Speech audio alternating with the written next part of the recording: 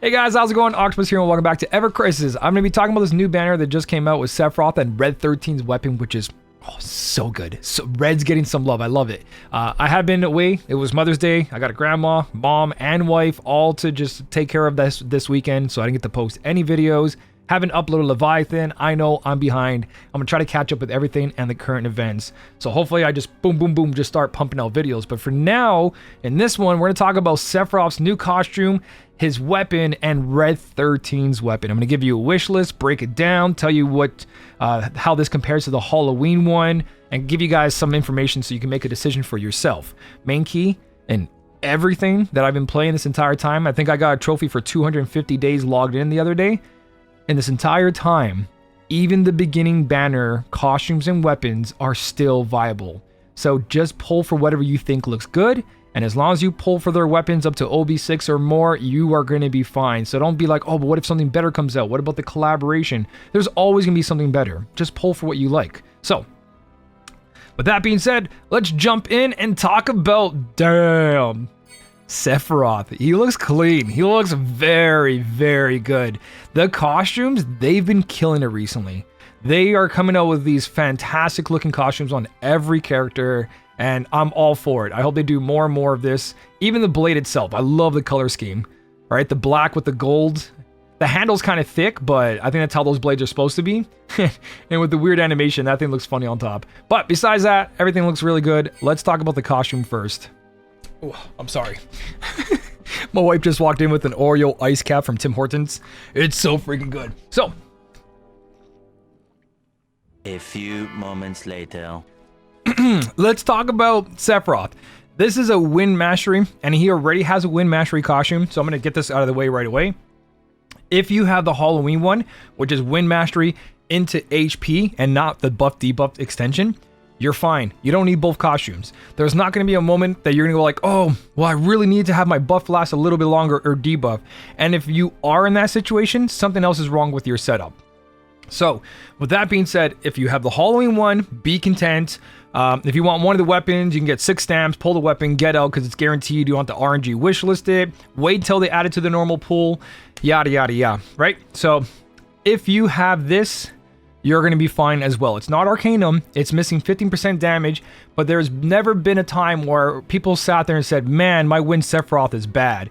My Water Cloud is bad, or any mastery character for that means. I use Red 13, who has a 15% increase in damage with his Hellhound costume, and it does fantastic. So don't be afraid to go out of your way and go ahead and grab one of these costumes, even at mastery. So like, see here, Flame Frost, I get 15% fire and ice damage, and Red hits like a truck still.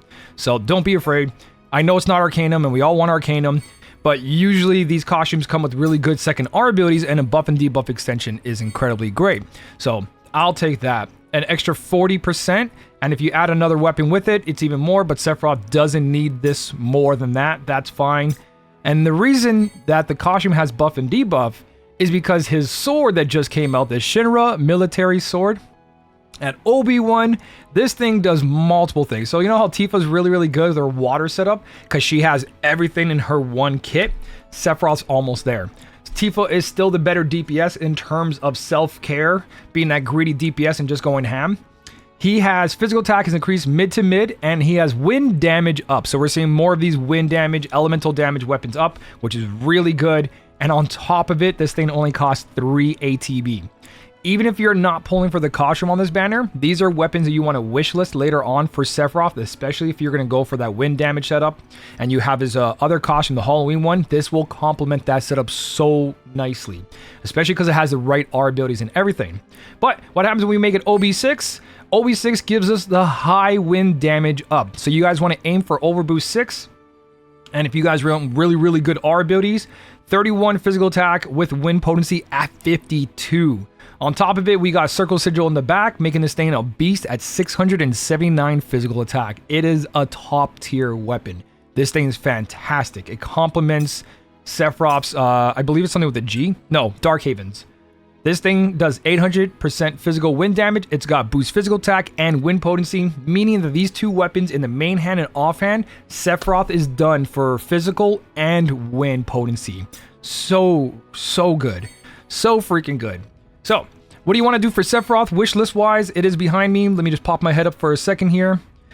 So we're going to go with, of course, his main DPS to help this Wind Mastery setup work.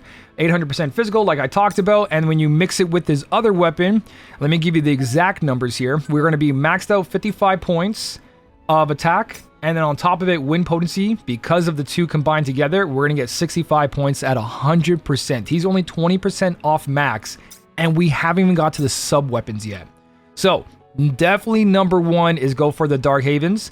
Then second, I would say Magic Shuriken is a really good one to put in there for the wind potency, just add a little bit more, but we also need boost attack.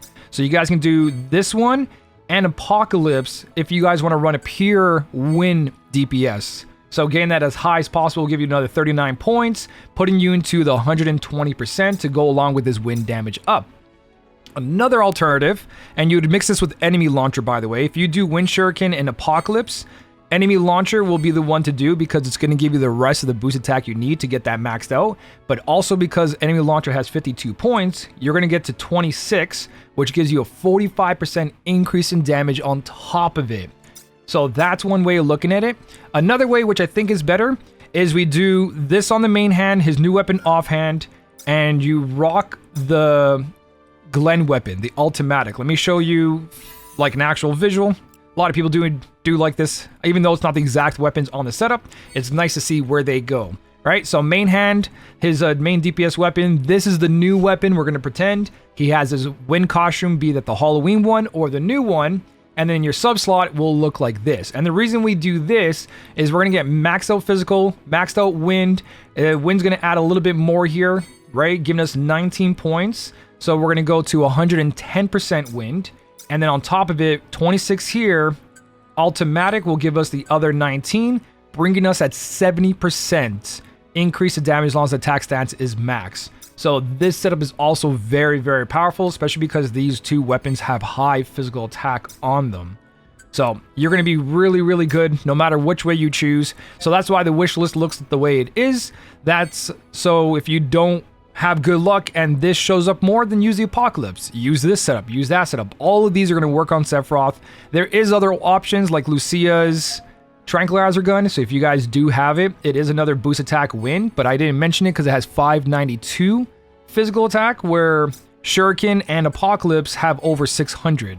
I know it's not much, so it doesn't matter at that point. That is another option for you, but it does add up, especially when you go, oh, increase your physical attack by 100%, right? And then it adds more and more and more.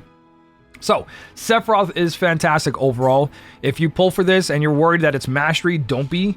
It's gonna wreck, especially because he has that new weapon, self-buffing, both physical attack and wind damage up. Even though the physical attack is not max, mid is more than enough. I complete content without even buffing my characters, period. Like my Cloud, Murasame Cloud, the no elemental damage Cloud, whatever one I'm using, I don't buff them. The damage is just good enough in this game that we don't have to go all out. So the fact that Sephiroth can take care of himself with this one weapon, kind of like how my Tifa uses Amaranth Claws to give her attack boost 3, and she does incredible damage, you're going to be totally fine with that mid-range and high wind. Okay, so now the bread and butter, the cream of the crop, the cherry on top. Red 13's weapon is incredible. He just gets better and better. He might not be our main DPS, but he plays so many key roles in tons of fights. If you ever look at the hard fights, Bahamut's, EX2s, and all that, Red 13 will be there in some shape or form. If not him, Matt, right? So why is Red so freaking good? Well, his new weapon, and again, this is 3 ATB. Sephiroth's weapon is a 3 ATB, multiple things, and Red 13 Silver Collar is no shortage of that. So at one copy, for 3 ATB, you're going to lower the enemy's wind resist by mid to high. So mid 1 cast, high on your second cast, 6 ATB high, right? And then also if the 50% or more HP, water resist is decreased from mid to high. And at OB6, that is high to high. There's no shortage. You just get high potency down, and the enemy has to be weak to wind or water, or these debuffs don't apply. So that's the thing about elemental weapons. The enemy has to be affected by it. So if the enemy's weakness in its stats don't say weak to wind or weak to water, this debuff won't apply. It has to be that elemental weakness in order for it to work. But regardless of that, this thing is just nuts. It is weird that it is a physical attack, but the magic attack is more. They've been doing that a lot. I don't know why. But the rest of this, 62 healing. We're like, oh, cool, regen. He has a platinum collar that lets him regen. So he's going to be a fantastic regen sub-healer while adding support to the team. Buff, debuff duration, which he needed in his past costume. If you do have his past costume for debuff extension, I think it was like 60%. Still really, really good. But the reason Boost heals here is because he has an all cure. I have made it through every single quest in this game, pretty much 90%, with Barret only having one copy overboost of this weapon, micro laser. It's the same idea, but Red 13 has more healing R ability, and we use a materia on this slot. I have seen, if you've seen all my guides, my dungeon rankings, all of it, I've gotten Barret to do all that work because he has that physical defense up.